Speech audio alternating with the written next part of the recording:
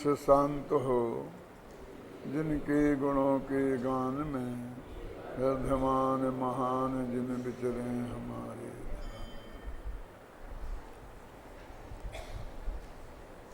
समय सार अनुशीलन पृष्ठ 200।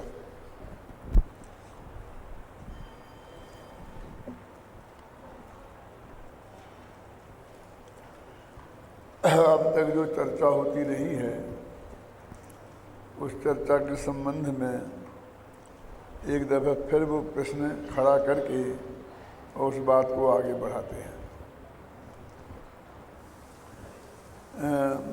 इन गाथाओं के बाद जो कलश आता है उसमें यह प्रश्न उठाया गया है कि अज्ञानी अज्ञान भावों का ही और ज्ञानी आत्मा ज्ञान भावों का ही कर्ता क्यों होता है।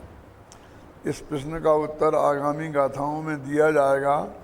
वह कलश मूलतः इस प्रकार है। ये सिर्फ प्रश्न पैदा करने वाला कलश है।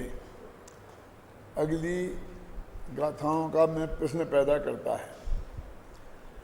और यदि आप ऊपर ऊपर से देखेंगे, पाठ पढ़ेंगे, करेंगे ना, तो गाथाओं में भी यही बात लिखी है, कलश में भी यही बात लिखी है, आगे की गाथाओं में भी यही बात लिखी है। क्या? ज्ञानी के सब भाव ज्ञानमय होते हैं, अज्ञानी के अज्ञानमय। संतोष नहीं होता है कि क्या जवाब दे रहे हैं। देखो अपन पढ़ते हैं, ज्ञानमय एव भाव कुतो भवेद ज्ञानिनो न पुनः अन्या अज्ञानमया सर्वा। ज्ञानी के सभी भाव ज्ञानमय होते हैं और अज्ञानी के सभी भाव अज्ञानमय होते हैं। ऐसा क्यों है? बस इतना कह दिया। इसमें कह दिया ऐसा क्यों है, और गाथा में कह दिया ऐसा इसलिए है क्योंकि ज्ञानी के भाव ज्ञानमय होते हैं और अज्ञानी के अज्ञानमय होते हैं। पढ़ो इसका पद्यानुवाद।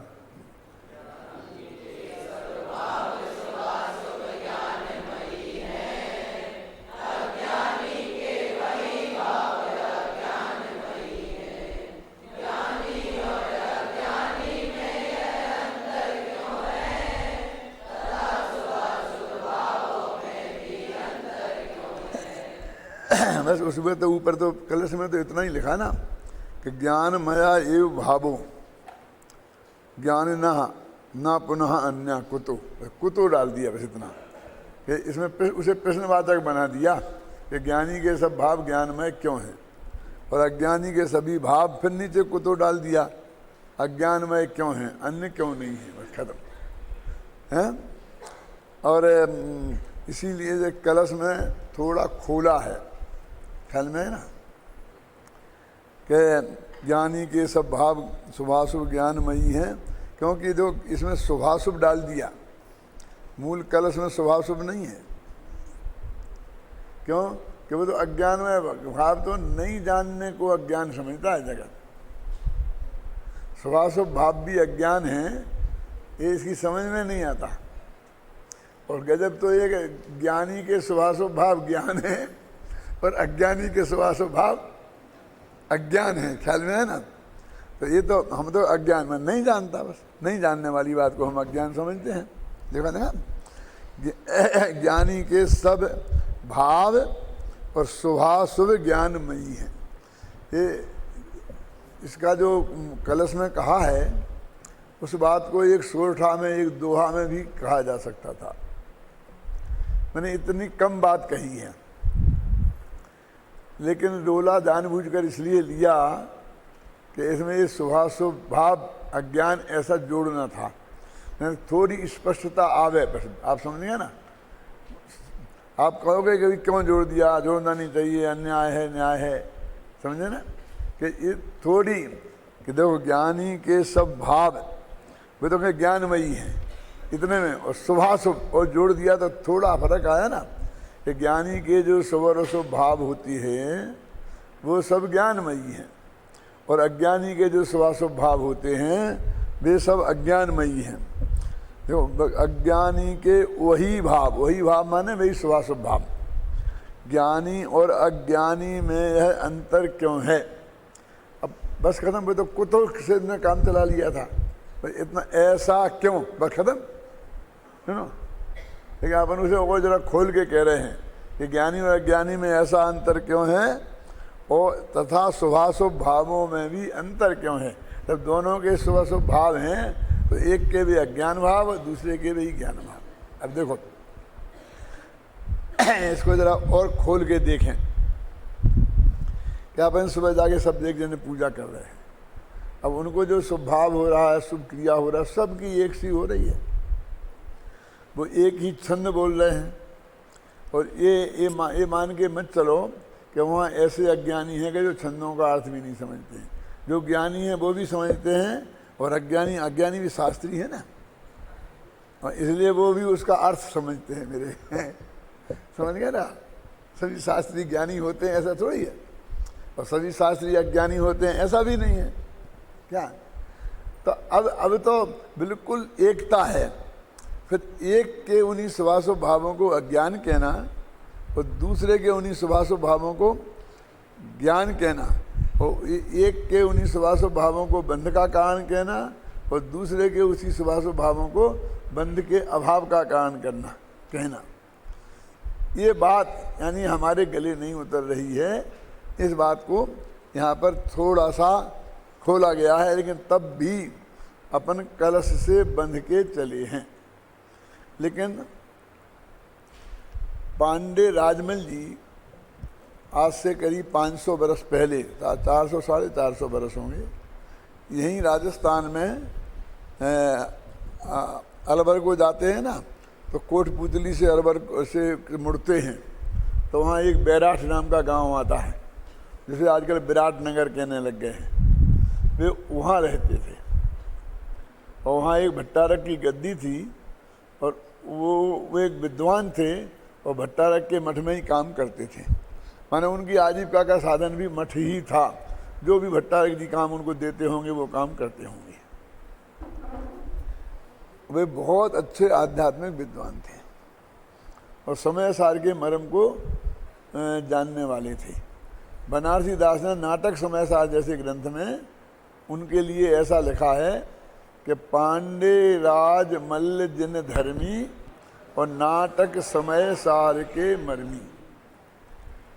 माने विशेष नाटक समय सार माने ये समय सार जो ग्रंथ है ना मूल, उसकी जो आत्मख्याति टीका और कलश, तो आत्मख्याति टीका को अमृतचंद्र ने नाटक कहा है, दोनों कलशों मिला करके। इसलिए उनका नाटक समय सार माने ये बनारसी दास ने लिखा वो ही नहीं, ये नाटक बना तो इसमें आया है। अपने किताब छपी तो उसमें नाटक समय सार लिख दिया, उसमें नहीं लिखा, तो हमारी समझ में नहीं आती वो बात। तो वो इसके बहुत मर्मज्ञ थे। कौन? और वो इतने मुग्ध थे इस पर, आत्मख्याति टीका और खासकर उसके कलशों पर, ख्याल में है ना, खासकर उसके कलशों पर, कि वो उन्होंने उन कलशों पे टीका लिखी, समय सार पे टीका नहीं लिखी, और आत्मख्याति पे भी पूरी पे टीका नहीं लिखी। माने उसके एक हिस्से पे लिखी, यानी उसे आधी छोड़ देना और आधी लिखना, ये अपने आप में क्या बात सूचित करता है। सबसे पहले काम वो पांडे राजमल जी ने किया कि एक टीका के पद्य पद्यों पर का अर्थ लिखा, और गद्य को बिल्कुल छोड़ दिया, गद्य को नहीं लिखा। और अब वो इसमें कई प्रश्न खड़े होते हैं, क्या कलशों में समय सार सर्वांग आ गया है? मैं प्रश्न उठा रहा हूँ, घबराना नहीं। और मेरे पास जवाब है, जो कल ही आपको शांति जी पढ़ा रहे थे, कि अब 12 गाथाओं के बाद चौथा कलश आता है, और 3 कलश तो मंगलाचरण में ही चले गए, है ना। मान पहली से लेके 12 गाथों तक बीच में कोई कलश नहीं है, और उसमें 6वीं 7वीं 11वीं कैसी कैसी महत्वपूर्ण गाथाएं आई हैं। और अमृतचंद तो ये कहते हैं छोटा समय सार तो पूरा हो गया, क्यों? अब तो विस्तार रुचि वालों के लिए हम आगे की बात करते हैं। और उनने एक भी कलश नहीं लिखे, तो पूरी विषय वस्तु छूट गई ना वो, है ना। मतलब लेकिन नहीं, बस उन्होंने ऐसा नहीं कि पांडे राजमल जी संस्कृत के अच्छे विद्वान नहीं थे और आत्मख्याति उनकी समझ में नहीं आई थी, क्योंकि आत्मख्याति की टीका गद्य की ही कई बातें उन्होंने कलश टीका में खुलासा की हैं। टीका तो कलशों की लिख रहे, लेकिन उसी के गद्य में जो कोई खास बात थी और जो कलशों में नहीं थी, उसका भी स्पष्टीकरण किया है। क्या इसलिए इसका मतलब आत्मख्याति पढ़ते थे और उनकी पूरी समझ में भी आती थी। मतलब ऐसा, और आप जानते हैं कि जम्बू स्वामी चरित्र और कई उनके ग्रंथ हैं वो प्योर संस्कृत में लिखे हुए हैं, धड़ाधड़ धड़ाधड़। उन जैसी सुंदर संस्कृत बड़े अच्छे अच्छों में देखने में नहीं मिलती है। और कहा तो यहाँ तक जाता है कि पंचाध्यायी भी उन्हीं पांडे राजमल जी की किताब है। अब समझो पंचाध्यायी की महिमा अभी तुमने सुनी होगी, है ना। आज से नहीं, जब बनारस में ये सब विद्वान पढ़ते थे, चंद्रशेखर जी वगैरह और ये सब पंडित मक्खनलाल जी वगैरह भी सब, तब गोपाल दास जी बरैया जो विद्वान थे जैन दर्शन के बहुत अच्छे, और वहाँ तो सब ब्राह्मण विद्वान थे पढ़ाने वाले, बनारस में ज़्यादा अच्छे विद्वान थे नहीं, तो ये वहाँ गए थे शेखर जी की यात्रा पर। मार्मिक बात समझना, तो बनारस में उस विद्यालय में भी पहुँचे, तो वहाँ ये सब विद्यार्थी थे उस वक्त, मक्खनलाल जी, खूबचंद जी, बंशीधर जी, न्यायालंकार, देवकी नंदन जी, ये सब पंडित वहाँ पढ़ते थे, स्टूडेंट थे। तो इन लोगों से उनकी चर्चा हुई होगी, तो वहाँ तो वो जो पढ़ाया जाता, उन्होंने कहा कि यदि तुम्हें जैन सिद्धांत पढ़ना है तो तुम मेरे पास मुरैना आओ, तो मैं तुम्हें पढ़ाऊँगा। वहाँ उनने निमंत्रण दिया, बर्नी जी ने वहाँ पर विद्यालय खोला था, उसमें ये सब पढ़ते थे, और बर्नी जी भी साथ में पढ़ते थे। कोई बर्नी जी बहुत बड़े विद्वान नहीं हो गए थे उसके पहले, ख्याल में है ना, लेकिन उनकी प्रेरणा से खुला था, ये बात सही है। और जब वो यहाँ आए तो उन्हें पंचाध्यायी पढ़ाई। मैं पंचाध्यायी की महिमा आपको बताने के लिए इतनी बात मैं आपको बता रहा हूँ क्या। और वो सब लोग उस पंचाध्यायी पे इतने रीझे थे कि सबने, उनमें से देवकी नंदन जी ने भी पंचाध्यायी पे टीका लिखी और पंडित मक्खनलाल जी ने भी पंचाध्यायी पे टीका लिखी। मैंने 4-5 विद्यार्थियों में दो गज विद्यार्थी थे दिग्गज, जो समाज में पूरी जिंदगी समाज उनसे प्रभावित रहा। यद्यपि 2 ग्रुपों में समाज बटा, तो एक ग्रुप मक्खनलाल का और एक ग्रुप देवकी नंदन जी का। देवकी नंदन जी आपके कारंजा में थे, बाद में इंदौर आ गए थे, और ये मुरैना विद्यालय के ही हेड थे। और जब ये सहपाठी थे तो आपस में नोक झोंक भी बहुत होती थी, 2 ग्रुप बन गए थे, और फिर वो शांत सागर की वजह से 20 पंथ में चले गए थे, ये कट्टर 13 पंथी थे। क्या थोड़ा सा मैं 2 विद्यार्थियों की आपस में कैसी मजाक होती है वो बात सुनाना चाहता हूँ, थोड़ा 1 मिनट का। जब उनकी बहुत ज़्यादा बहस हुई तो देवकी नंदन जी बोले, ज़्यादा गड़बड़ मत कर मक्खन, तू मक्खन है और मैं देवकी नंदन। वैसे ही चाट जाऊंगा और डकार भी नहीं लूंगा। देवकी नंदन का मतलब समझ में आया? श्री कृष्ण जिनको मक्खन बहुत प्रिय था, गोपियों का मक्खन चुरा चुरा के खाते थे ना, क्या कि तू मक्खन है और मैं देवकी नंदन हूं, समझे ना। माने ऐसे ही का ऐसा, बिना चबाई निकल जाऊंगा और फिर डकार भी नहीं लूंगा। तो उन दोनों ने पंचाध्यायी पर टीका लिखी। अब सुनिए, और कांजी स्वामी का मक्खनलाल जी ने डटकर जीवन भर विरोध किया, समझना। देवकी नंदन जी पक्ष में भी नहीं थे ज़्यादा, विपक्ष में भी नहीं थे, लेकिन तो सरसेठ हुकुमचंद के यहाँ नौकरी करने लग गए थे, जैसा हुकुमचंद जी का रुख रहता था वैसा उनका हो जाता था, रहता था। आप समझ गए, वे गए हुकुमचंद जी सेठ जी तो वे भी साथ में चले गए। और मेरा सब ऐसा रहा, उनकी बात ज़्यादा नहीं करना चाहता, लेकिन एक कट्टर विरोध रहे। हम जब हम पढ़ते थे तब से लेकर और अंत तक, जब तक वो जिंदा रहे और हम गुरुदेव के अनुयायी हो गए तब तक भी, ख्याल में है ना। लेकिन एक बात जो पंचाध्यायी में मक्खन लाल जी ने लिखी है वो गुरुदेव को पसंद थी। क्या कि चौथे गुणस्थान में आत्मानुभूति होती है, बाकी सब पंडित नहीं मानते थे, लेकिन उस पंचाध्यायी में मक्खन लाल जी ने ये बात लिखी थी और वो अंत तक मानते रहे। और उन्हीं के साथी रतनचंद मुख्तियार वगैरह और ये सब विद्वान जो लाल बहादुर ये नहीं मानते रहे, लेकिन वो ये कहते रह गए। और उनकी जो पंचाध्यायी थी गुरुदेव के पास स्पेशल थी, और गुरुदेव ने हमको वो पंचाध्यायी लाल भेंट में दी थी कि देखो ये तुम्हारे गुरु जी तो लिखते हैं इसमें, क्योंकि हम तो उनके पास पढ़े थे ना 5 साल, हम मक्खन लाल जी के पास पढ़े थे। मैं कान्जी स्वामी के जो कट्टर विरोधी थे, जब हम पढ़ते थे तब से भी और अंत तक, और हम उसके बाद में जब हमको गुरुदेव का समागम हुआ तो हम पूरे इसमें आ गए और वो उधर ही बने रहे। और हमारी आपस में गुरु शिष्य की मर्यादा भी चलती रही और नोक झोंक भी चलती रही। क्या तो मैं तो सिर्फ इसलिए बता रहा हूं कि ये जो पंचाध्यायी कितनी महिमावंत किताब थी।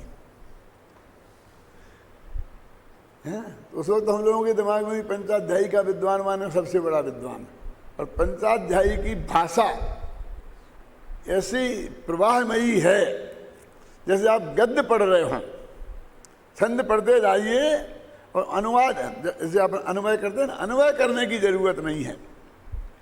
और उसका मेरे पे बहुत प्रभाव है, इसलिए जो मेरे पद्यानुवाद होते हैं ना उनमें आपको अन्वय की जरूरत नहीं पड़ेगी। वो पंचाध्यायी जैसा प्रभाव देखने में मिलेगा। वो इनडायरेक्ट रूप से जो प्रभाव जो हम ही बता सकते हैं और कोई नहीं बता सकता है। क्या लेकिन जब नए चक्र हमने लिखा तब पंचाध्यायी के नयों से हम सहमत नहीं हो सके। क्या समझ गए आप? और हमने उसका अलग चैप्टर लिख के सारा उनका जो वर्णन है गहराई से अध्ययन करके वो लिखा भी, और उसकी कमियां भी हमने उसमें बताई जो आपको नए चक्र पढ़ाने वाले विद्वान पढ़ाते होंगे। और शायद इस साल शिविर में अभय कुमार जी वो पंचाध्यायी के नए ये प्रकरण लेने वाले हैं। इतना मैं आपको संबंध इसलिए बताया कि अब आप विद्वान बनने वाले हैं, थोड़ा आइडिया रहे, ख्याल में है ना। तो वो अब ये बात सुनिए, ये राजमल जी की वो किताब है, और हमारे गुरु मक्खन लाल जी उसे अम्बेचंद्र की मानते थे। क्या क्या वो कहते थे कि ये अमरचंद की है, और वो उन कई प्रमाणों से सिद्ध करते थे कि देखो भाषा अमरचंद जैसी है, वही बहुत सी बातें जो आत्मख्याति में आई हैं और अमरचंद के ग्रंथों में आई हैं, तो वो बातें इसलिए पंचाध्यायी में मिलती हैं।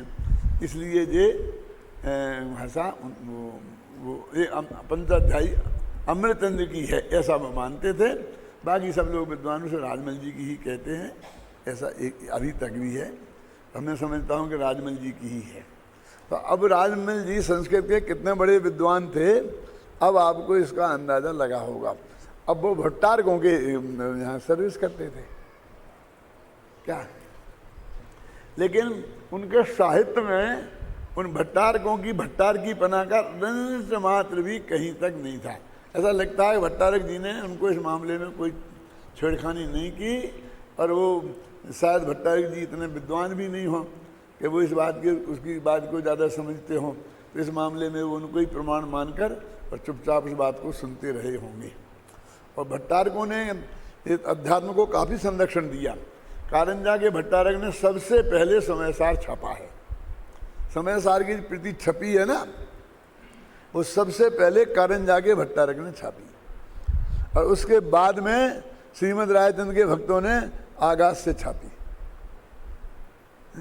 समझे ना, और उसके बाद में स्वामी जी ने छापी। ये दिगंबर होंगे तो अपने होश ही नहीं था इनका। कैलाश जी तो क्लियर कहते थे कि हम दिगंबर तो बस मंगलम भगवान विष्णु मंगलम गौतम मंगलम कुंद कुंदारी इतना ही जानते थे।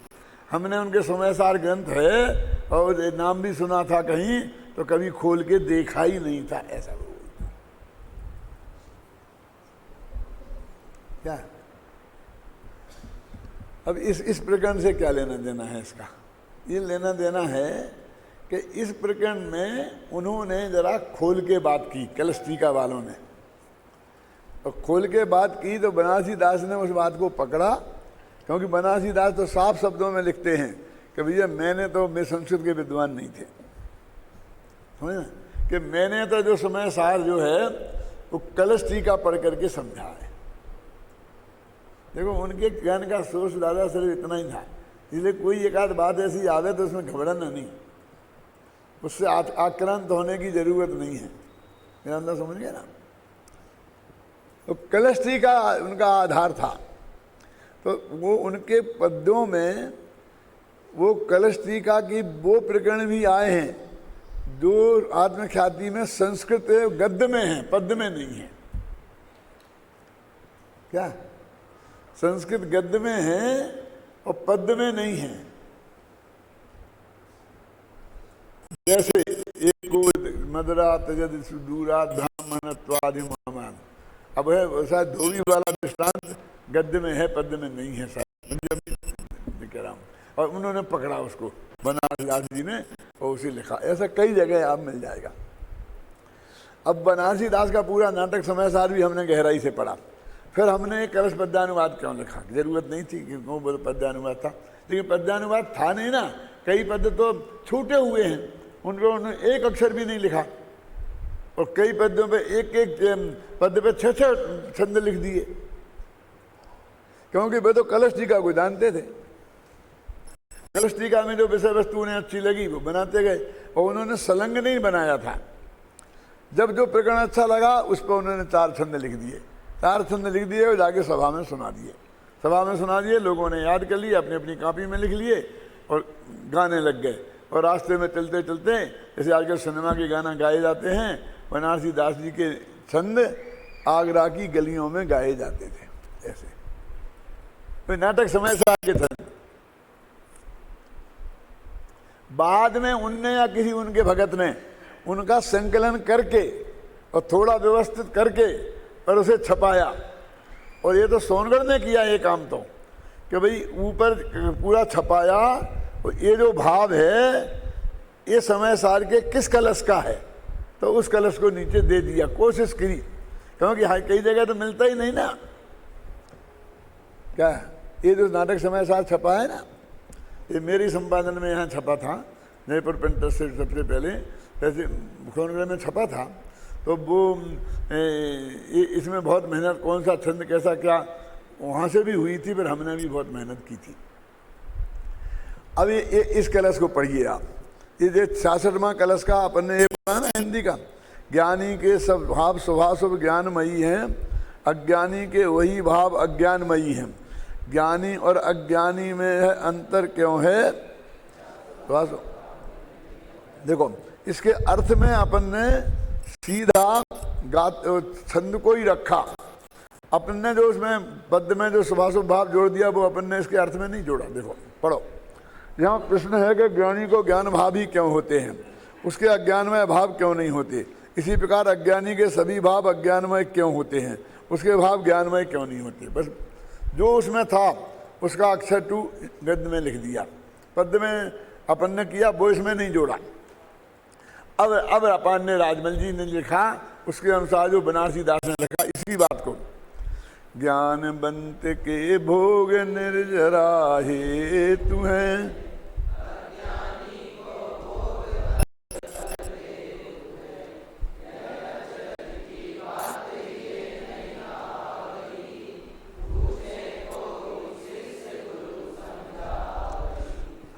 अब देखिए ऊपर ये छंद लिखा है बनारसी दास का, और नीचे हमने लिख दिया कि 66 में छंद लिख दिया कि ये इसका पद्यानुवाद है।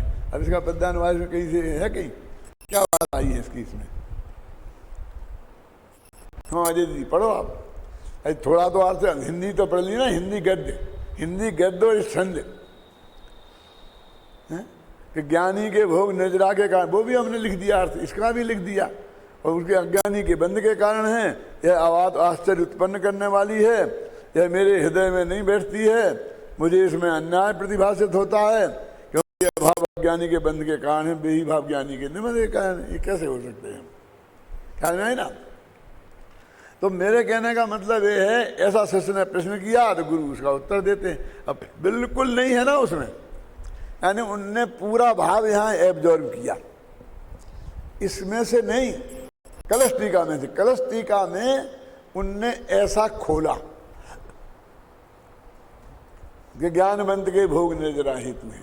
अब ज्ञानवंत के भोग निर्जरा हेतु है, ये कहाँ लिखा? ये निर्जरा की बातें नहीं है, ये छंद निर्जरा अधिकार का नहीं है। ऐसा लगता है कि निर्जरा अधिकार की बात चल रही हो जैसे, नहीं लगती है। इसलिए मैंने कहा ना, ये तो बस अपने उनने गा करके बना दिया। अब उनको लगा कि जे इससे मिलता जुलता तो हमने यहाँ रख दिया, चाहते तो निर्जरा अधिकार में रख देते किसी छंद के नीचे। मतलब मैं तुमको ये सब पोल खोल के बता रहा हूँ कि जिससे तुम चाहो तो वहाँ ले जा सकते हो इस छंद को। मेरा मतलब ले जा सकते हो, मैंने अपने कम से कम विवेक से किताब लिखो, नहीं उसमें ले जाओगे नहीं ले जाओ, किताब लिखोगे नहीं लिखो, लेकिन अपने विवेक से तो समझ गए ना। ये बात निर्जरा कैसी नहीं लगती है? ज्ञानी के भोग निर्जरा के कारण अज्ञानी को बंधे फल देते हैं, यह बात हृदय में नहीं आती है। तो इसके लिए यानी नाटक समयसार होते हुए भी कलश पद्यानुवाद की जरूरत क्यों है, आए समझ? और कलश पद्यानुवाद लिख गया तो नाटक समयसार पढ़ने की जरूरत नहीं है, ये बात नहीं है, क्योंकि एक अपने कलश में नहीं है। क्या इसके लिए अनुशीलन में तो है, लेकिन कलश में नहीं है, टीका में भी नहीं। आप समझ गए ना? अब इसमें से ऐसा अर्थ निकालना, आप समझो, सोचो जरा, फिर पढ़ते हैं। देखो, इस कलश के अर्थ पर विचार करते, ऊपर से पढ़ रहे पेज नंबर 201 पर। कलश के अर्थ पर विचार करते हैं तो ऐसा लगता है कि इस प्रश्न में क्या दम है कि ज्ञानी के सब भाव ज्ञानमय हैं और अज्ञानी के भाव अज्ञानमय क्यों होते हैं? एक कोई बात हुई, ज्ञानी के ज्ञानमय होंगे, ज्ञानी अज्ञानी है कि जैनियों जैसे काम करते हैं और मुसलमानों जैसे करते हैं। अब इसमें काय का प्रश्न है? इसमें काय की बात है? मैंने भाषा क्या मतलब, उसमें से वो गंभीर अर्थ छिपा है, लेकिन सर्वजन की समझ में नहीं आ सकता। कभी कभी विद्वानों की समझ में आना भी बहुत मुश्किल है। मैंने अमृतचंद को तो ऐसा लगता है कि हमने सब कुछ कह दिया, क्योंकि बहुत जितने गहरे में पहुंचे हुए आचार्य थे, उनको ऐसा लगता ही नहीं कि हमारी बात में कोई स्पष्टता रह गई है। पर गहराई में जाते हैं तो यह भाव भाषित होता है। ये स्टडी है, इसको अपना अध्ययन बोलते हैं ना, कि रीडिंग और स्टडी, अध्ययन और पढ़ना और अध्ययन। आपने समय सार पढ़ा है लेकिन उसका अध्ययन नहीं किया है ना। पढ़ा है माने रीडिंग की है, और स्टडी माने अध्ययन किया है ना। विद्यार्थी उन्हें कहते हैं जो अध्ययन करते हैं, विद्यार्थी उन्हें नहीं कहते हैं जो रीडिंग करते हैं।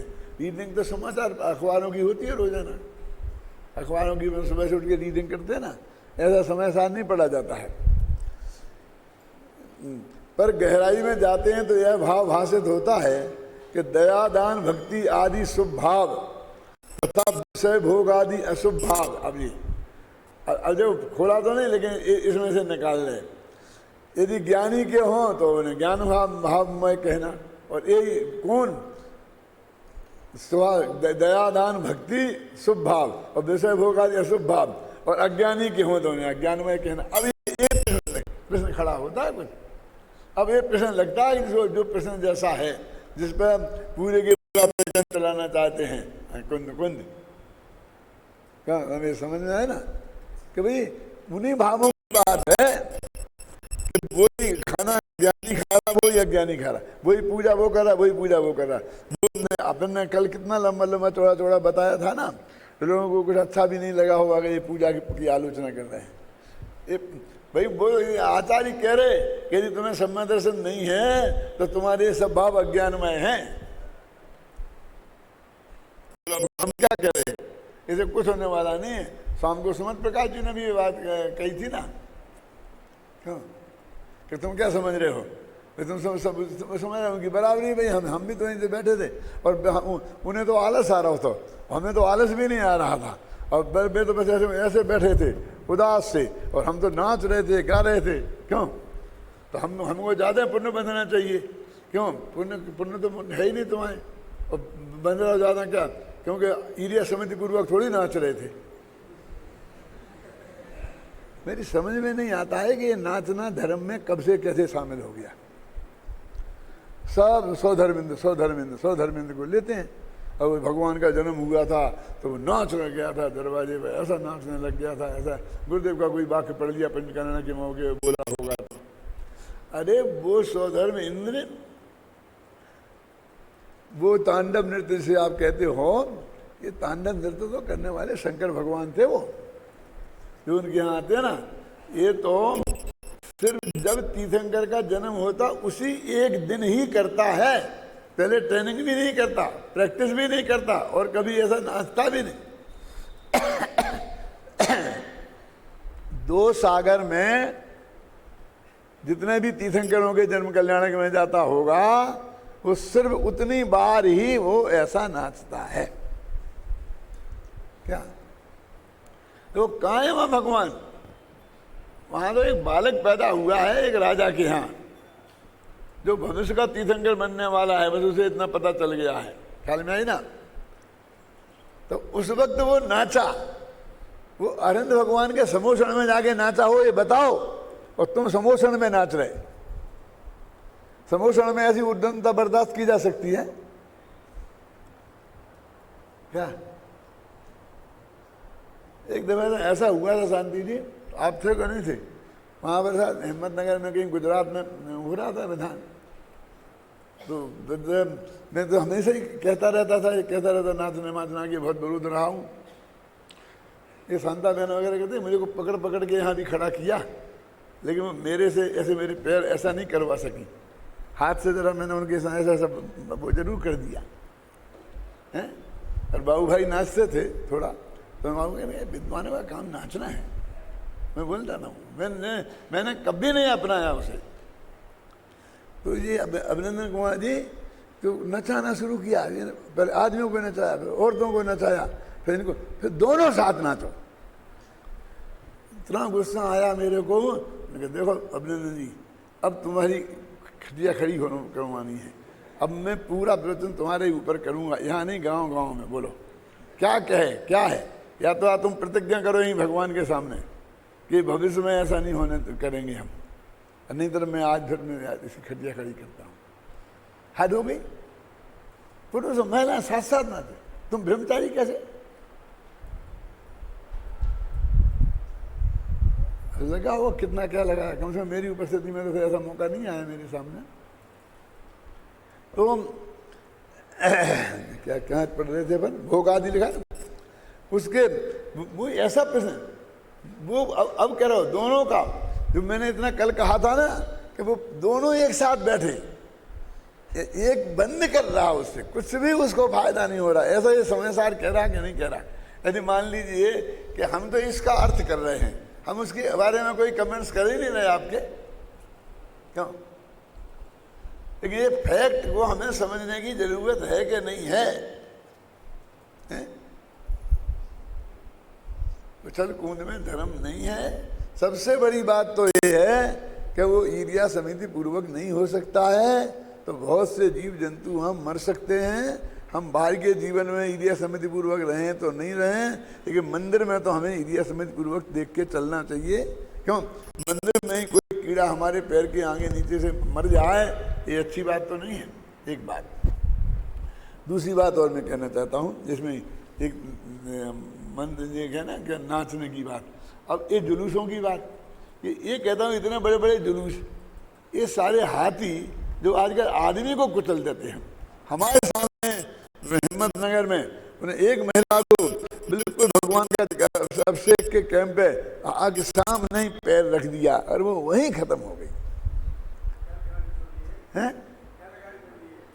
कल। हाँ वो यहाँ जयपुर में लेकिन मैं कहता हूँ ये हाथ ये सब ईर्ष्या से समिति पूर्वक चलेंगे। घोड़े जो भी जितने जितने लोग आपने हमारे इतने हाथी इतने घोड़े इतने दे इतना राज, ये सब ईर्ष्या समिति पूर्वक चलेंगे। वो तो जमीन प्राप्त हो जाती है इनके चलने से, वहाँ एक जीव जंतु नहीं बचता है। और वहाँ जीव जंतु कितने होते होंगे बोलिए? अरे जिन इन आडम्बरों को जितना कम कर सकते हो उतना कम करो। ख्याल में आई ना? इनमें वंच मात्र धर्म नहीं है। और कम से कम लोगों को ये धर्म तो पैदा मत करो कि तुम्हें बहुत बड़ा धर्म कर रहे हो, ये करके राग रंग का पोषण करके उसमें धर्म कर रहे हो। ऐसा अपराध हमारे चित्त में तो हमसे तो नहीं होना चाहिए। क्या देखो क्या लिखा है?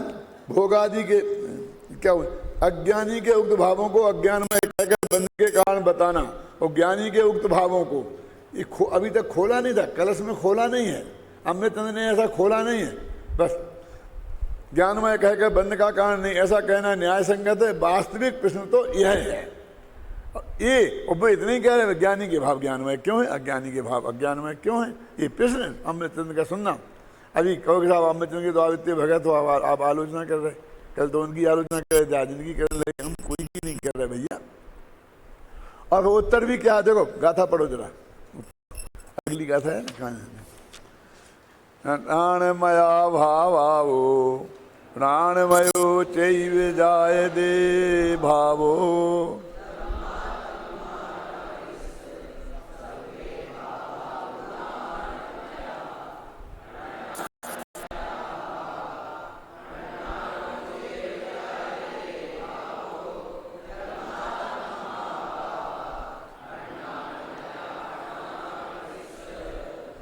अब वो प्रश्न था। अब देखो उत्तर क्या है? ज्ञानी के भाव ज्ञानमय होते हैं, इसलिए ज्ञानी के भाव ज्ञानमय होते हैं। अज्ञानी के भाव अज्ञानमय होते हैं, इसलिए अज्ञानी के अज्ञानमय होते हैं। ये जवाब दिया। अब आगे समझो उत्तर जवाब क्यों? यानी हमारी तो समझ में नहीं आया। तो चलो आगे और बता दे। गाथा ही गाथा है, पढ़ो जरा। तुम गाथाओं से पाठ करवाता हूँ ना तुमसे, इसलिए करवाता हूँ, समझो। देखो अरे मैं भी सब सुनता हूँ वहाँ से एक एक शब्द, धोती पहनता रहता हूँ, सुनता रहता हूँ, स्कूल में चालू रखता हूँ मैं, है ना।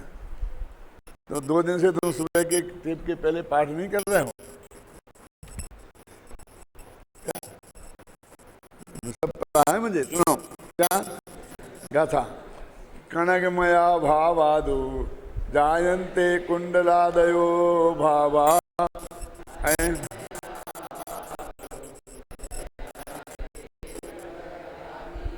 अन्नान्मया भावा अन्नान्नो बहुविया विजायन्ते।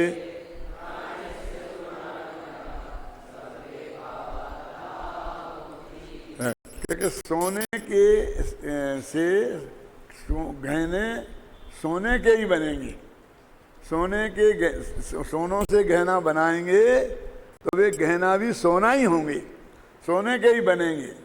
कौन क्या बनेंगे? कुंडलादि। कुंडलादि क्या है? कुंडल कान में पहने जाते हैं।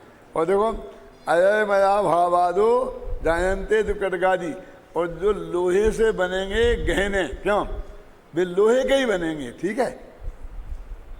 क्यों?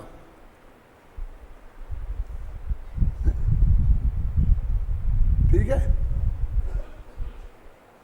अरे लोहे के गहने नहीं बनते, इसलिए लिखा है उन्हें कटक आदि। आप समझे ना, वहां लिखा है कुंडल आदि, और यहाँ जो लोहे की जो चीजें बनती हैं, आप समझे ना, उसका उदाहरण दिया है ना, औजार। अपन ने उसमें किया है, खोला है, देखो एक अनुवादों में, इसके अनुवादों में कहा है कि लोहे के गोंद कवर कटका दी और कुंडला दी। माने गहना नहीं है, लोहे के गहना नहीं। आप समझे ना, जो जो जो चीज लोहे, समझ लो लोहे की बेड़ियां जेल में डालने वालों को बनाई जाती हैं, कोई भी समझे ना, कड़े, वहाँ कुंडल यहाँ कड़े, तो कड़े लोहे के बनते हैं, ख्याल में आई ना, जो जेल में को पहनाए जाते हैं। और आजकल जो गुंडे लोग पहनते हैं, वो ऐसा एक बनाते हैं ना जिसमें मारो तो सिर फट जाए, ऐसा नोकदार। वो लोहे का बनता है, स्टील का, समझे ना, कटक, समझ गए ना, ये बनते हैं। मैं अभी तो क्या जवाब दिया, इसलिए ज्ञान से जो भाव बनेंगे वो ज्ञानमय होंगे, अज्ञान से बनेंगे अज्ञानमय। भाई ये जवाब देते जा रहे हो, उदाहरण पूछा तो उदाहरण ये दे दिया। अब उदाहरण से भी क्या स्पष्ट हुआ ना। अब सुनो, कलश टीका वाले नहीं होते, फिर बनारसी दास नहीं होते, समझे ना, फिर जयचंद जी छावड़ा नहीं खोलते, फिर स्वामी जी नहीं समझाते, तो अपनी समझ में आता। और इन सब ने समझा दिया, फिर भी हमें तुम्हें समझाने की जरूरत पड़ रही है, क्यों? इस जगत को क्यों है ना, जो इसमें इसकी जरूरत है, मतलब समझना। इसलिए इसकी भी हमें कलश टीका की भी जरूरत है, हमको समय सार नाटक की भी जरूरत है, हमको जयचंद की टीका भी जरूरत है, स्वामी जी के प्रवचन की जरूरत है, हमारे और जितने हों सब जरूरत है। क्यों?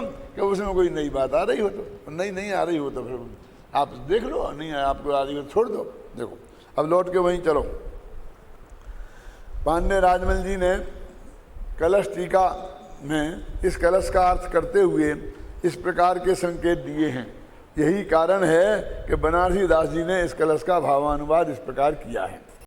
पढ़ लिया ना, ज्ञानवंत के भोग निर्जरा हेतु हैं, अज्ञानी को वही बंद फल देतु हैं। यह अचरज की बात ये नहीं आवही, बूझे कोई शिष्य गुरु समझा वही। अज्ञानी के भोग निर्जरा के कारण है और अज्ञानी के वही भोग बंद के कारण है। वही भोगों की बात है। वो 5 इंद्रियों के भोग माने खाना पीना उठना बैठना भोगना, और वैसे ही एक से ही हों तब तो वो तुलना होगी ना। जैसे अपन ने पश्चाताप में लिखा ना कि धोबिन को भी ये मानना पड़ेगा कि कोई जबरदस्ती उठा ले गया था, वो अपनी मर्जी से नहीं गई थी, और नहीं तो सीता के साथ उसकी तुलना नहीं हो सकती। क्यों? मतलब वो तुलना करनी है ना, तो वही समझे ना, भाव लेना पड़ेंगे उसी टाइप के हैं। अंतर सिर्फ श्रद्धा का रखने का है।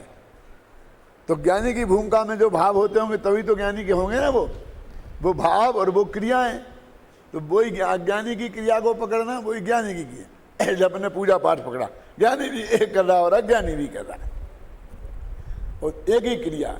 अब एक कम बंद कर रहा है, एक ज़्यादा बंद कर रहा।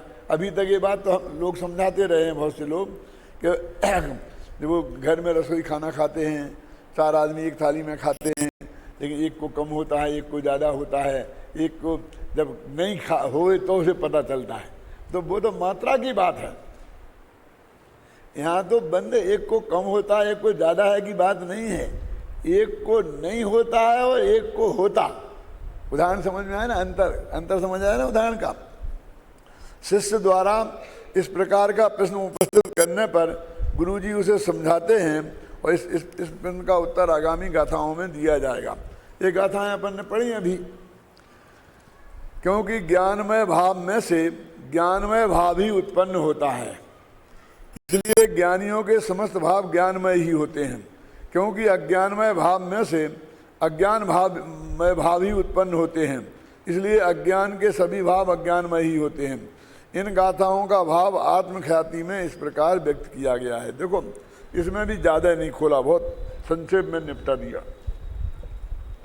वास्तव में अज्ञानमय भाव में से कोई भी भाव नहीं, क्या है में जो कोई भाव होता है वह सभी अज्ञानमयता का उल्लंघन न करता हुआ अज्ञानमय ही होता है। ये तो तर्क देते हैं ना, अज्ञानमयता का उल्लंघन नहीं किया उसने, इसलिए अज्ञानियों के सभी भाव अज्ञानमय ही हैं। और ज्ञानियों में जो भी भाव होते हैं वे सभी ज्ञानमयता का उल्लंघन नहीं करते हुए ज्ञानमय ही होता है, इसलिए ज्ञानियों के सभी भाव ज्ञान। मैंने कुछ नहीं किया, उन्हें बिल्कुल हूबहू लिख दिया, इतना बस उनकी न्याय की भाषा में लिख दिया।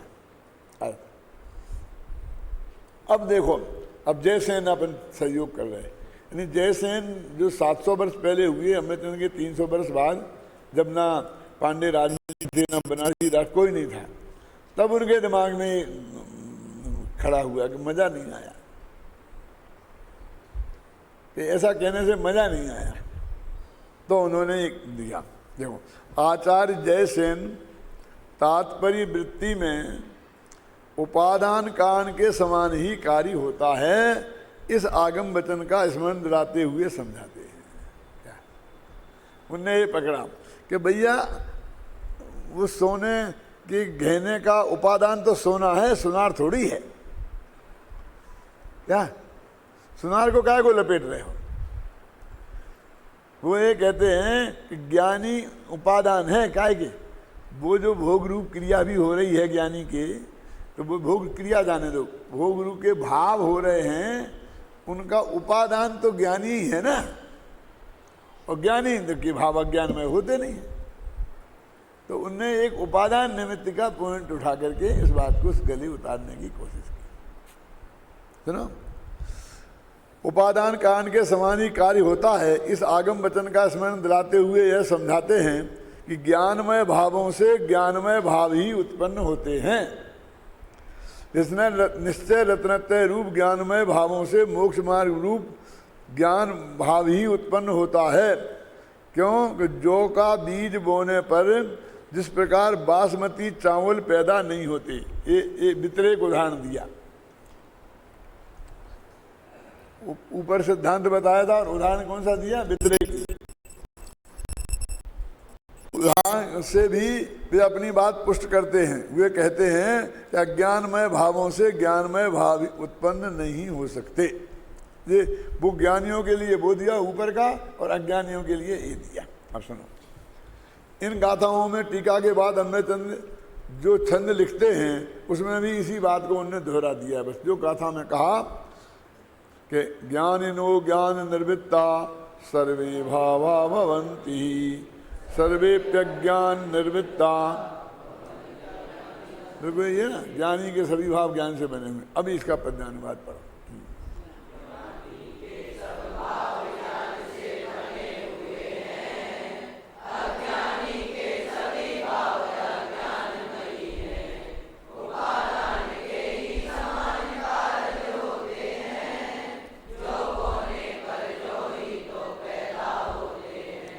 देखो, ये छंद का अर्थ तो दो लाइनों में ही आ गया है ना, इसलिए इसका मतलब एक दोहा पर्याप्त था कि एक सुर था।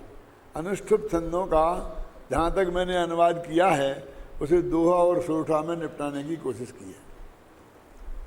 अब ये इसका भाव तो आ गया, इसमें कोई दिक्कत नहीं है, लेकिन वो जयसेनाचार्य की जो बात थी वो भी मैं इसमें डालना चाहता था। क्यों कि जब आप अकेला कलश पद्यानुवाद पढ़ेंगे, जैसा कि ने कलश टीका लिखी कि नाटक समय सार है, तो वो आत्मख्याति टीका तो पढ़ेंगे नहीं, तो उस वक्त उस आपके दिमाग में वो बात क्लियर नहीं होगी।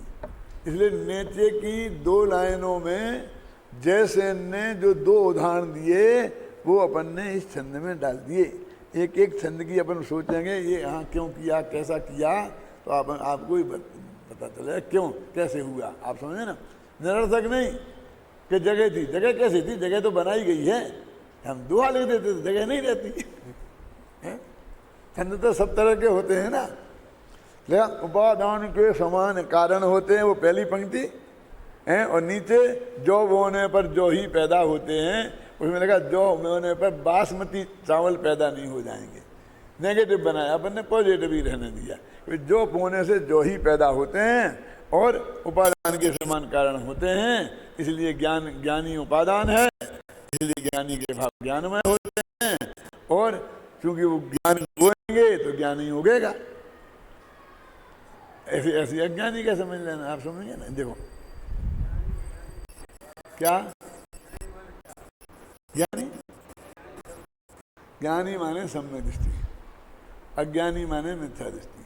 देखो, जो भी अध्यात्म का प्रकरण है उसमें ज्ञानी शब्द का 99% अर्थ सम्यक दृष्टि होता है और अज्ञानी का मिथ्या दृष्टि होता है। 1% में और बातें जान देना, जैसे अपन बोलते हैं ना कि गणधर देव भी कहते हैं कि हे भगवान, कहाँ तुम्हारा केवल ज्ञान, भाई अल्प ज्ञान, हे गुरु हम तो अज्ञानी हैं। वहाँ पर कौन सा अज्ञानी है? वे अपने को मिथ्या दृष्टि अज्ञानी नहीं कह रहे हैं, पर केवल ज्ञान नहीं है, सिर्फ ऐसे अज्ञानी। क्या आप समझ रहे ना?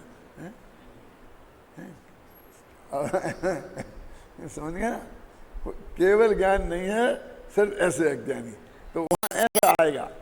लेकिन यहाँ तो कोई भी प्रकरण चलेगा, ज्ञानी माने सम्यक दृष्टि और अज्ञानी माने मिथ्या दृष्टि। वो कह रहे मिथ्या दृष्टि उपादान हो तो मिथ्या सारे भाव मिथ्यात्मय होंगे। इसको एक उदाहरण दिया जाता है कि यदि एक घड़ा औंधा रख दिया तो उस पर जितने घड़े रखे जाओगे औंधे ही रखना पड़ेंगे। औंधे घड़े पर सीधा घड़ा रखना संभव ही नहीं है। रख के देखना, गोल होता है ना, तो वो तो टिकेगा ही नहीं। मोह होता है, इसकी गोलाई में ऐसी नोक होती है, वो आसानी से टिक जाएगा कि नहीं टिक जाएगा? एक घड़े पे नहीं, सीधे घड़े पे सारे घड़े सीधे होते हैं और औंधे घड़े के ऊपर रखे गए सारे घड़े औंधे होते हैं। समझिए ना? इसलिए ज्ञानी की सब बात ज्ञानमय के खाते में जाएगी और अज्ञानी की सभी बात अज्ञान के खाते में जाएगी। देखो, माँ के हृदय में बहुत अधिक प्रेम अपने बच्चों से है, नहीं होता है, माने जनरल नियम है।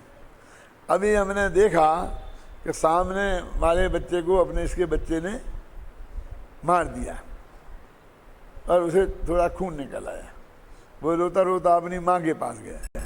वो माँ आई चिल्लाती चिल्लाती और सारी मोहल्ले की औरतें इकट्ठी हो गई और सब बात हो गई। अब आप समझ रहे ना? वो माँ खूब अच्छी तरह जानती है कि ये लड़का पड़ोसी का बहुत उद्यमी है, उसने कोई गड़बड़ की है, ये अपने आप ही गिर गया है।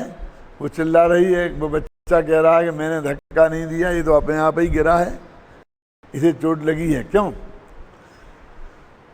सब जानती है, पक्का भरोसा भी है उसे, तो भी जाकर के दो चांटा पकड़ देती है और मैं ऐसा करेगा तो ये करूँगा ये करूँगा, ऐसे एकदम ऐसे करती है, इतनी धमकियाँ देती है जैसे एकदम सीधा जेल में ही डाल देगी, नहीं तो अब की बार तो न मालूम फांसी पे चढ़ा देगी, क्या करेगी। क्यों हैं? और घर पकड़ के घर के अंदर ले आती है। सब चले जाते हैं चुपचाप, शांति से खत्म हो जाती बात। फिर लड़का को समझाती है, देखो रो मत, तभी मैं ऐसा तेरे को नहीं करती तो वे लोग मारते, इतना झगड़ा बढ़ जाता। अब वो समझती इस वक्त इस बच्चे को बचाने का उपाय इसको पीटना ही है। क्यों? माँ खुद ही पीट रही, डांट रही, इतनी कर रही, घसीट के ले गई क्या, और उसमें से वो कोई पीट ना दे, उससे लाके घर सुरक्षित घर में लाना। क्यों? अब वो वहां इतना व्याख्यान नहीं दे सकती थी, बच्चे को वहां नहीं समझा सकती थी। अब ये उसे अपनी अकल से ही समझना पड़ेगा कि यदि ये मेरे को पीट रही है, इतना स्नेह करती है, तो इसमें भी मेरा कोई भला होगा। अपन बोलते ना क्या, वो बारीकी में नहीं जा सकते। ऐसे यहाँ कह रहे हैं कि तुम बारीकी में मत जाओ, पर ज्ञानी के सब भाव ज्ञान से बने हुए हैं और अज्ञानी के सभी भाव अज्ञानमयी है। क्यों? उपादान के समान कारज होता है और जो वो होने पर जो तो ही। आप समझेंगे? आप ये दो पंक्तियां इसलिए जोड़ी क्योंकि उतनी कहने से काम नहीं चलता था, उतने बात स्पष्ट नहीं होती थी। देखो, ज्ञानी के सब भाव ज्ञान से बने हुए हैं और अज्ञानी के सब, वो गुस्सा कर रहा, गालियां दे रहा, वो भी ज्ञान से बनी हुई है। वाह वाह, अच्छा न्याय है तुम्हारा, है? तो उसे समझाया कि जो बोने पे जो ही तो पैदा होते हैं। देखो हो गया। इन गाथाओं और कलश का भाव यह है कि चतुर्थादि गुणस्थान वर्ती ज्ञानी जीवों के चारित्र की कमजोरी से जो भूमिकानुसार रागादि भावों का परिणमन पाया जाता है, देखो वह परिणमन भी ज्ञानमय भाव ही कहलाता है। कितना क्लियर है? क्योंकि ज्ञानी जीव उन रागादि के होने पर भी अनंत संसार को करने वाला मिथ्यात्वादि का बंध नहीं होता। शास्त्र महोदय संबंधी जो भी बंध होता है वह अत्यंत अल्प होता है, अनंत संसार का कारण नहीं होता, इस कारण उसे बंध में गिनते ही नहीं। ये इसका अर्थ है। ये भाव जब तक इतना नहीं खोलेंगे तब तक इन गाथाओं में का पूरा मर्म हमारे ख्याल में नहीं आएगा। अब इन छंदों का जब तुम पाठ करते हो ना यहाँ, तब ये सारी भाव तुम्हारे ख्याल में आना चाहिए क्या कह रहे हैं। और जब इनका अर्थ करना पड़े किसी सभा में तो हमारे ख्याल में आना चाहिए। हमें पीयूष ने वहाँ पर प्रवचन किया ना, हमारे प्रवचन के पहले तो यही प्रकरण लिया और बराबर बराबर बराबर बोल रहा, 2 दिन बोलता रहा। फिर भी मुझे को ऐसा लगा कि भाई इसमें कुछ लोगों के गले पढ़ नहीं रहा कि पढ़ रहा होगा, तो इसको ऐसा असंतोष लग रहा है कि जैसे कोई बात हमने गले नहीं उतार पाई क्या। तो मैंने अपना प्रवचन में अपना विषय छोड़ के 2 लाइनें कही कि भैया ये इस प्रश्न का उत्तर है कि ज्ञानवंत के भोग नजरा हेतु हैं, अज्ञानी को वही कर्म फल देतु हैं, यह अचरज की बात समझ नहीं आ गई पूछे, इसका उत्तर है।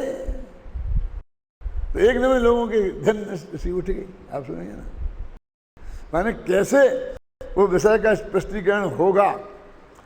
यदि हम आप कहोगे क्या फर्क पड़ गया इतनी सी बात में, क्या फर्क पड़ गया इतनी सी बात में, क्या फर्क पड़ गया है। देखो इन बातों को बहुत कुछ स्पष्टीकरण पांडे राजमल जी ने कलश टीका में इस कलश के भावार्थ में लिखा है। देखो इस कलश के भावार्थ में जो लिखा है उस पर ये सारा महल खड़ा हुआ है बनारसी दास का। क्या लिखा उनने? भावार्थ इस प्रकार है कि सम्य दृष्टि जीव की और मिथ्या दृष्टि जीव की क्रिया तो एक सी है, क्रिया संबंधी विषय कसाय भी एक से हैं, परंतु द्रव्य का परिणमन भेद है। ये भी कोई आसान नहीं है। द्रव्य का परिणमन भेद है क्या, गुरुदेव से समझाते बहुत अच्छी तरह से रस ले लेकर के। उनको एक कलश टीका बहुत पसंद थी, उसमें बहुत व्याख्यान किए उनने और बहुत विवरण। अब विवरण माने तथा ही, संस्कृत की तथा ही, ये इनका विवरण है। उन्हें उसी बात को हम और खोल कर कहते हैं, सम्यक दृष्टि का द्रव्य शुद्धत्व रूप परिणमा है, इसलिए जो कोई परिणाम बुद्धि पूर्वक अनुभव रूप हैं अथवा विचार रूप हैं तथा वृत्त क्रिया रूप हैं अथवा भोगाभिलाष रूप हैं अथवा चारित्र मोह के उदय क्रोध मान माया लोभ रूप हैं, वह सभी परिणाम ज्ञान जाति में घटता है। ये 500 वर्ष पहले सबसे पहले क्लियर उनने लिखा। उसकी बहुत कीमत है जिसने सबसे पहले किया है ना। भाषा कितनी कमजोर थी उस वक्त, जो भाव समझ गया ज़्यादा फिर उस हिंदी भाषा में समझाना पसीना छूटता। आज अपन लोगों को परेशानी होती है ना भाषा के संबंध में, कारण कि जो कोई परिणाम है वह संबंध निद्रा का कारण है, ऐसा ही कोई द्रव्य परिणमन का विशेष है। हम क्या करें, अब ऐसा है कि वह निद्रा होती है। अगर समय हो गया, लेकिन पहले मैंने आप लोगों को समझाया है कि वो ज्ञानी के भोग के काल में भी निद्रा कैसे होती रहती है। वो है ना असंख्य गुणी निद्रा होती ना, तो उसमें चौथे गुण स्थान में भी असंख्य गुणी होता है, फिर 5वें में होती है। तो वहाँ भोग का काल भी है, युद्ध का काल भी है, और वो उस वक्त भी असंख्य गुणी चलती रहती है। तो हो तो रही दूसरे कारण से, लेकिन हो रही ना, तो उसको यहाँ इस पर घटित करते हैं वो बाकी बात है।